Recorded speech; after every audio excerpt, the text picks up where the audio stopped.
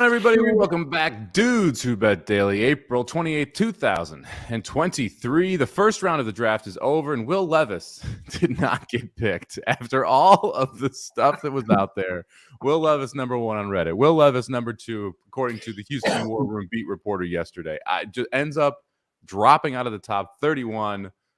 You got to love the draft. What an exact science it is, right, Papa Dude? Oh, yeah. Very embarrassing for him, too, right? That's brutal, man. It is. I get why they have people in the green room. I totally understand it, but man, it sucks to see those kids sitting there and just. I mean, this is their dream night. Yeah, and it just becomes a nightmare really, really fast, Aaron. Yeah, it was kind of sad. It's funny, I'm up here in New York, and we, of course, we're doing family stuff, and I sit down to watch the draft, and they've had about 13 or 14 picks, and I'm scrolling through my phone, like trying to get caught up before the 15th pick or whatever. And I'm like, where is Levis? And so I looked again and was like, where the hell is he? And then I see him on TV, and I'm like, what the hell? He didn't get picked? Like, we thought he would go in the top 5. And then as it went on, and you see those teams, it's like, well, they're not taking a quarterback. They're not. And then, yeah, it's crazy. You see this happen every year with one of these guys, but you don't usually see them fall out of the first round. Yeah, the slide was shocking, especially since the day of the draft, you were able to bet CJ Stroud where he would fall to because everyone thought it was him that was going to fall. Ends up, he's the one who Houston takes it to. Got to give the NFL franchises credit. Not as much information this year that was actionable as last year. And a wildly good job of these smoke screens because everything you heard reported out of these from the GMs, from the coaches was wrong. It was wrong. They wanted to go in different directions. You saw Witherspoon to Seattle. That was a shocker. Never did anyone mention Witherspoon to Seattle there. Jahmyr Gibbs goes 12 to Detroit. What? Like, what? And Christian Gonzalez, who second best cornerback, ends up at 17 to New England. So just a wild first night there. How'd my draft bet go? Wildly frustrating because the Bills traded up and took the tight end right before Dallas because everyone knew Dallas wanted a tight end. Yeah. I went to sleep right after that happened. The Bills traded up and he took that guy that you talked about. And I was like, all right, well, I'm going to bed now. When I saw it was the Bills in the trade, I cringed. I'm like, oh no, because you knew they were going to take a tight end. Everyone knew Dallas wanted to take a tight end, and then gone. Yeah. They still could have taken one, to be honest. Yeah, we could have. If it was Michael Meyer, but they decided to go with a defensive tackle because they can't stop the run. So don't fully blame them there. All right, let's jump into today's games. It's just closeout city here. We've got 6 game 6s tonight. First one, the Kings headed into the Warriors. Warriors minus 7.5. Total sitting at 234.5. I would really like the Warriors to finish them off here. It'd be really nice for those series bets, I bet, after game 1 and game 2. Aaron, what do you think happens tonight? Well, I'm sticking with the Warriors. I just think all along what we've kind of been saying has come true. They're just a little bit better. They're just a little bit more experienced. They went in there that game 5 in Sacramento. I kind of thought Sacramento was the better team, but the Warriors were just the better fit for that game that night. They just knew how to go in there and win it. I don't think they're going to lose this one tonight at home. So give me the Warriors.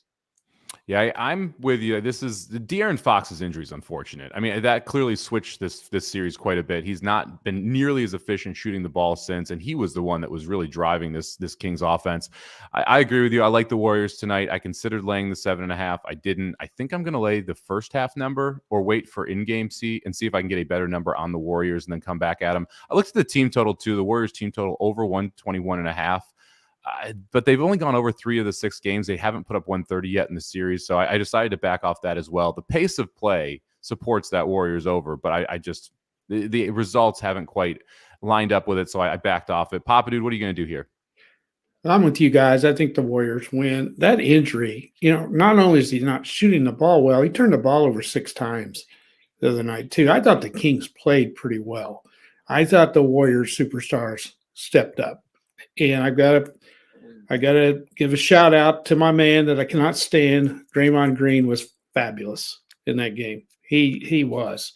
God, he made some plays. He was all over the floor, and if he brings that tonight, I just don't think the Kings have anything that can match it. I thought about playing the Warriors and the points tonight, but these games have been pretty close except for one. So I think you're going to get the Kings' best shot, but I think the Warriors close it out tonight. Real quick, I just want to bring this up because we talked about this a little before the show. Confidence game Paddock School on the 27th, worked the 25th and the 26th. Timeform came out with their pace projections, and Confidence Game was projected to be your leader into the first turn. Aaron, how does that make you feel about this year's Derby? It doesn't make me feel good about it, for sure. I don't have a great feeling. I hope we have some real nice undercard races both these days to kind of build up a nice bankroll to where we get to the Derby. It's just like, well, hey, if we win it, great. If not, we've had a good weekend. I gotta say, like we talked about the NFL draft and how much there were smoke screens there, and we weren't quite sure what was going to happen in a lot of spots. You expected chaos. I'm heading into this year's Derby expecting chaos. It feels like this is going to be one of those years where anything can happen in this thing because we don't know who's going to set the pace. We have no clue how fast they're going to go. We don't have the draw yet. Obviously, that's very important. But man, this is probably the least confident. I don't have a Derby horse right now. At this point every year, I pretty much had a horse. Like, yep, nope, this is who I'm going to probably bet. We'll see what the draw happens. Maybe they'll change it. But right now, I got nothing.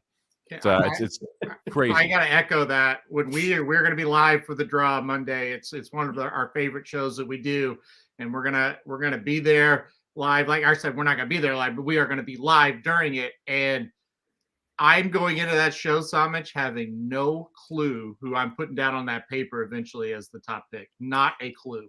I will be rooting for a couple horses to have awful draws because that will make my life a lot easier if that happens. Yep. All right, let's head out to Los Angeles here. The Grizzlies taking on the Lakers. Lakers laying 5, trying to close this out in 6. They don't want to go back for Game 7 to Memphis. I'll tell you that much. Total sitting at 220. Papa Dude, we'll kick it off with you. What do you like? Well, I think this is a must-win for the Lakers. I don't know that they go back to Memphis and beat them. So I think they got to get them tonight. They did not play well at all in Game 5. LeBron did not play well. Look for him to bounce back tonight. I think the Grizzlies will give it a good shot. I think the Lakers close them out. If I was going to take the points, I probably would go ahead and take the Lakers because I think they might get them late. I think it's going to be a close game, though. I think the Grizzlies will show up. It's going to be an interesting one. I like the second half under here because I think this is going to get really just both of these teams will play tighter toward the second half of this. I want the Lakers to win tonight. I'm hoping they win tonight. And I'll explain why in a second. Aaron, what do you like here? I'm going to lean towards the Lakers. I think they've been the best team in the series. I was not shocked that Memphis won Game 5. You kind of thought they would have that battle back in them. And they did, and they played a good game. And as Papa Dude said, the Lakers just didn't play very well either. So, look, I still think the Lakers have been the best team. You look at all 5 games as a whole, the Lakers have played better for longer stretches. So I think the Lakers get it done. I do kind of side with Papa Dude as well, though. If they don't win this tonight, I get a little worried because Game 7 in Memphis is going to be tough. Yeah, I think the Warriors similar boat. They don't want to go back and play Game 7 in Sacramento. I want the Warriors and the Lakers to win tonight because I have seen people projecting the Warriors as a -220 to -250 series favorite, which means you can get Warriors minus a game and a half right around, -130, -140 if that happens.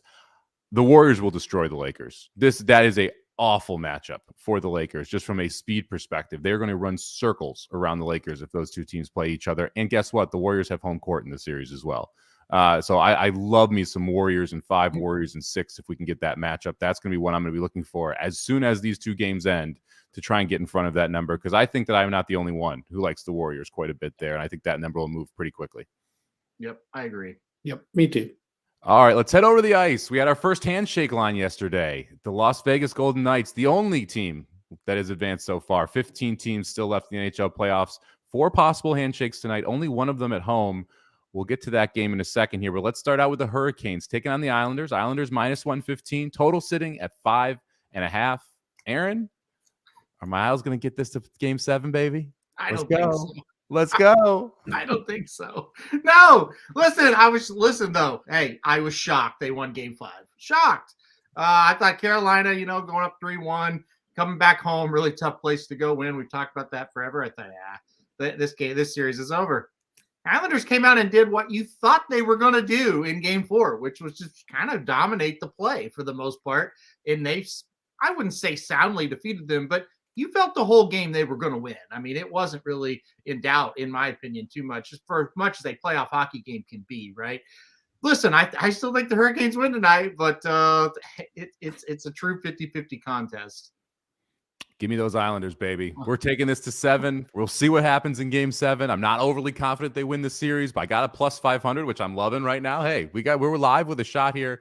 Let's get through this home game. Let's get the job done. I like the Islanders tonight, minus 115, much like the Devils last night. Hey, that was a nice little win. Papa Dude, what do you got here? I got the Islanders. This is the first game I have picked them in. So I've got them tonight. So I like the way they played in game 5. I thought they really looked good. I think they'll carry it over. Papa Dude? Do what? You trying to reverse jinx me? Is that why you're taking the Islanders? No, I'm joining in with you. Come on. I love the way they played, and I think they'll carry it over tonight. I do. I think they'll get them. Yeah, the injuries are just piling up on the Carolina side. I realize this was 3-1 for the Hurricanes. I realize that the Islanders were not the better team when everyone's healthy, but we are not at that point anymore, and we have the better goalie in New York. So I'm hoping we can get to game 7. We'll see what happens, but I do like the Islanders minus 115 tonight. This one's tough. The Stars headed in to take on the Wild minus 115. Total sitting at 5.5 here. Aaron, I really want to bet the Stars. Should I? I'd stay away from them only because I've felt from the very, very start this had a 7-game series written all over it. I just felt like they're carbon copy type of teams. I will say this. I feel like the Stars have taken control of the series in games 4 and 5. They've looked very good, and I got to give them a ton of credit because I didn't think there would be a team that really kind of dominated a long stretch, and they have. But that being said, I think we had a bounce back tonight. I think the Wild show up and play a great game. I think we're going 7, Somich. I'm going to take the Wild tonight. Oh, it's going to be a fun. This series, I think, is just fun in general, just because the two styles are so complementary of each other that you're going to just have a grinded out physical style game. We've had a couple blowouts in the series, surprisingly. The totals, just to warn everyone about playing totals in game 6. Did you watch that Vegas Golden Knights game last night, Aaron? Mm-hmm. When did the goalie get pulled in the third period? Very early. With 8 minutes left. Yeah. 8 minutes Very of early action. 8 minutes. I had under 6.5 going into the final period. I bet under 3 in the final period. I was sweating bullets when they pulled the goalie with 8 minutes. I'm like, oh, how crazy are we going to get here? All right, Papa Dude, Stars Wild. Who do you like here? If you want to bet the Stars, I think I would. They grabbed control of things a lot. I picked Minnesota. I don't know why. I think I'm going to go back and change that. I don't like the Wild. I don't like them in the playoffs. They just aren't very good in the playoffs. There's something missing on this team. I don't know what it is. Dallas has played really well in this series. They finished this season strong. I would not go against betting Dallas tonight. I just think if they can come out and play well early, they're going to win. Yeah, give me the Stars here, minus 105. We'll take us a little bit of a swing here, see if we can get a handshake line in this one. All right, let's talk about it. As much as I don't want to. The Avs laying minus 160. The Kraken trying to close it out in 6 against this defending Stanley Cup champions. Total sitting at 6. The Avalanche haven't scored the first goal in this series yet. The Avalanche have committed the first penalty in every game in this series so far. Yet they're minus 160, Aaron. Do you bet the Kraken? Do you take that 140 back? What do you do here? I'm going Avalanche against my better judgment. I just can't let myself believe that they're going to get eliminated tonight by the Kraken. But you know what? You probably should believe it, because every time that the Colorado Avalanche have fought back and it looks like, okay, they're going to take control of this thing, they get punched right back in the mouth, and they're spinning again, and it's crazy. I still don't think they're going to do it. I still think the Avalanche are going to get it done tonight and force this game 7. I wouldn't touch this series right now, though. I'm just going to be a watcher tonight. It should be fun. I'm not going to be upset if the Kraken win, because that'd be kind of cool. And I think the place is going to go absolutely ape shit tonight if they eliminate the Avalanche. But I don't think they're going to do it. Give me Colorado. Yeah, if I was going to bet Colorado, I'd bet Colorado to win the series. You can get them plus 135, plus 140 some places right now. To me, if they win game 6, they're going to be a pretty good favorite in game 7. And I don't think that they lose game 7 at home, but I didn't think they were going to lose this series heading into it. So we'll see what happens here. Papa Dude, what do you think? Avs Kraken total sitting at 6. Dennis brings up a good point about the Wild's uniforms. I think they're the ugliest uniforms I've ever seen. They're home ones. They're just putrid, and he says they're not playoff worthy. I totally agree. I think that makes a difference. Now, let me jump in, though. Their road uniforms are nice. I like the road uniforms. And Shoddy, excellent use of fetch there. Well played. But I agree. They're not. Their home uniforms are bad. No, but here we have two teams that's uniforms. Their uniforms are worthy, no doubt about it. The Kraken, when you see them, you know who they are. If you're a hockey fan, no one has color like they've got. And the Avalanche are just classic. Okay, how much of our bets are on the fact that the Kraken are only in their second year of existence? I know mine is. Yeah. I just refuse to believe a second-year team can knock off the defending Stanley Cup champion. It just isn't right. It's just this is the Vegas of this year, right? Yeah. I mean, they are very good. This team is good. I've got more issues with their lineup. Vince Dunn and Jaden Schwartz are on their first power play unit. I've watched them play enough to know that's not a good thing. Well, it's not, but they're not backing down to the Avalanche at all. And the Avalanche are not controlling the games. You know, the Kraken are there. They're matching them. So they are a very good team. I'm like you guys. I just cannot pick them to knock this team off. But what are we waiting for? I mean, they've got to do it tonight. We thought they would do it in Game 5, and they didn't. So I don't know. It would not shock me if the Kraken shut them out tonight. I would not be surprised. And So Somich hit it right on the head. We know a lot of these Kraken players. We've seen them playing 82 games a year watching them. I don't know. They do have a team full of pests. You know, they do. They're not afraid of them. They're out there just kind of being a pest, and it's almost like a little gnat. But there's a bunch of gnats. Yeah. You take a guy like Jaden Schwartz for the Blues. That's what he is. He's a pest. Yep. You know, and he's a playoff guy.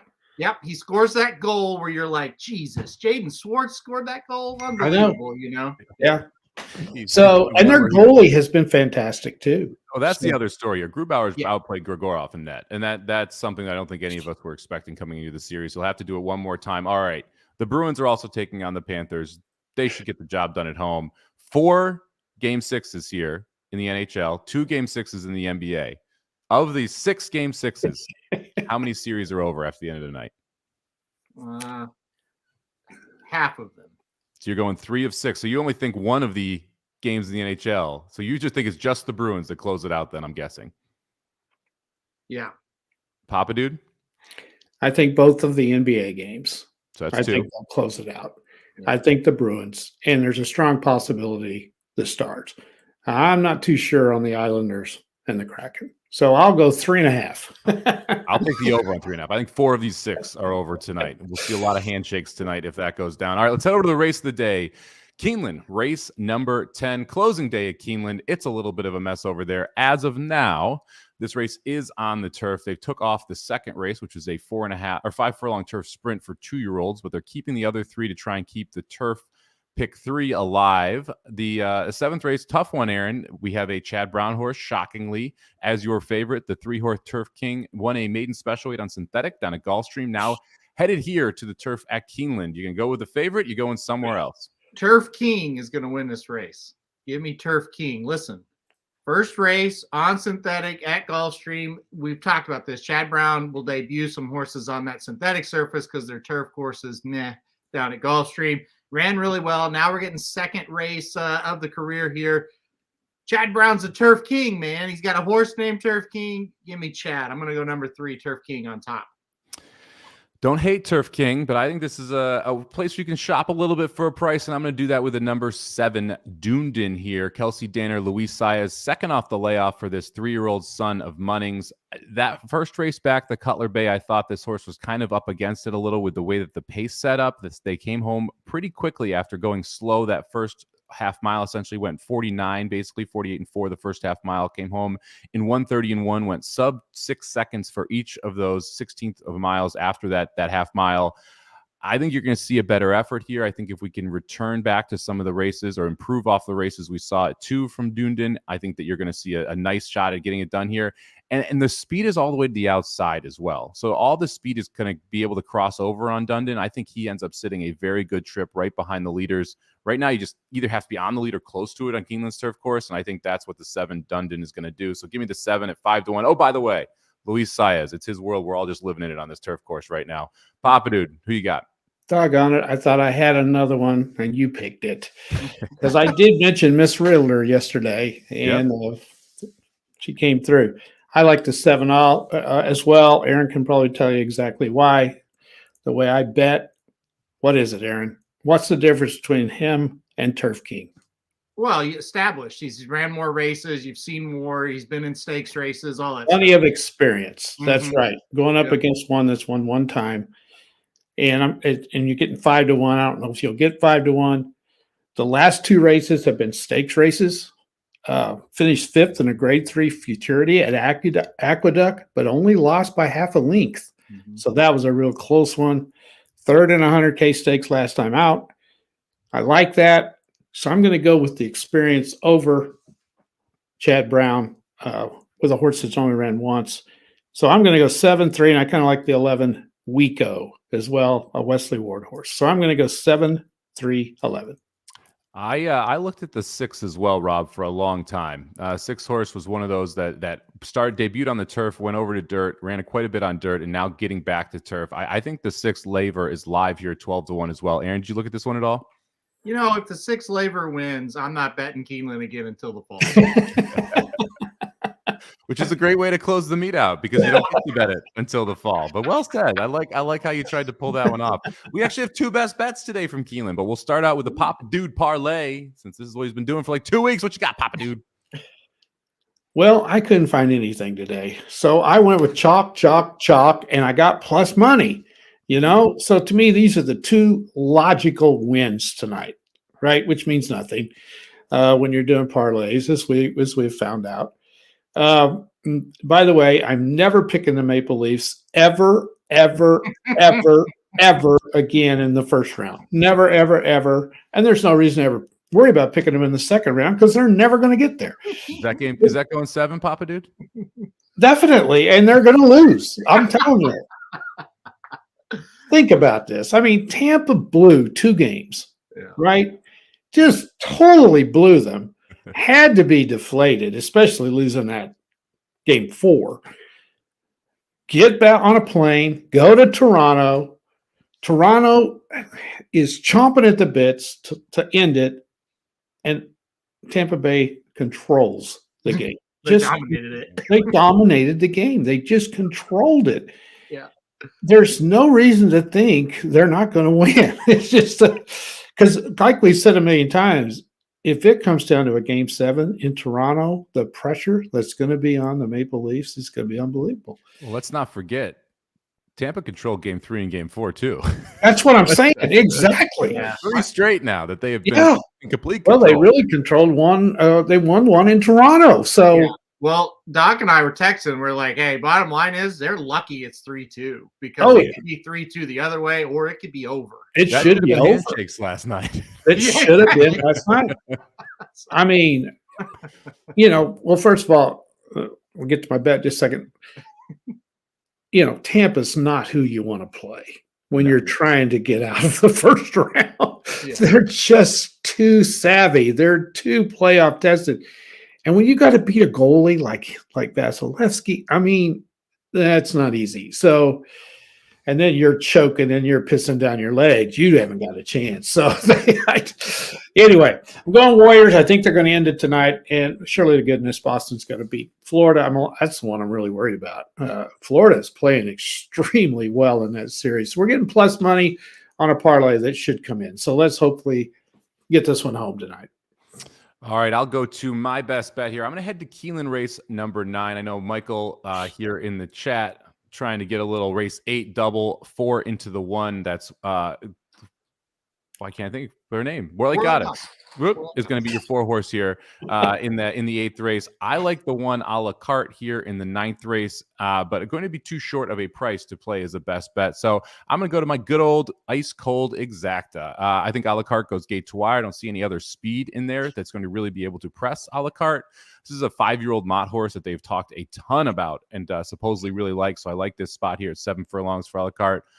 But give me the 4-horse Overbore in second here for Wesley Ward. This is one that was good on multiple surfaces as a 3-year-old and 2-year-old. I think this is a nice spot to come back. I don't see a ton of other horses in here that I'm all that worried about. I mean, you've got like Bourbon Heist who's in here, but I'm not really concerned about that. Debate, the 2-horse would be the other one I'd look at. But for me, this is a 1-4 ice cold exact. If you wanted to play a 1-4-2 ice cold try, I wouldn't hate that either. I'm hoping we're going to get somewhere in the 3 to 4 to 1 range here on the exacta. Not going to pay a ton, but hey, plus 300, plus 400 for best bet of the day. We'll take that any day of the week that we can get it. So give me the 1-4 ice cold exacta. Aaron, winner or loser? I think it's a winner. I like that pick a lot. I think it's going to be a chalky day at Keeneland today. There's a lot of really good horses running. I think this is one of them, and I love the logic. I mean, the 1's going to get out to the lead. Who goes with it? I don't see anybody, and the 4 should just kind of be the one that clunks up for second. So, yeah, no, I think it's a winner. You know, what does that mean? Who knows? But I think it's a winner. You're going to head a little bit earlier in the card and trust a horse that got DQ'd last time. Well, listen, if you haven't noticed by now, I do have a pretty good insight into the Cox barn and the horses that he trains. And so the number 3 Castle Warden debuted at Fairgrounds last time out on Louisiana Derby Day. And usually he debuts some good ones on those big days at Fairgrounds. So it's kind of talking, and they said, look, he has talent, but he's kind of screwy. He's kind of a head case. He might need a race. So whoever they write, he turned for home. He looked really good. I thought, all right, he's going to run really well. He's going to run down this horse ahead of him.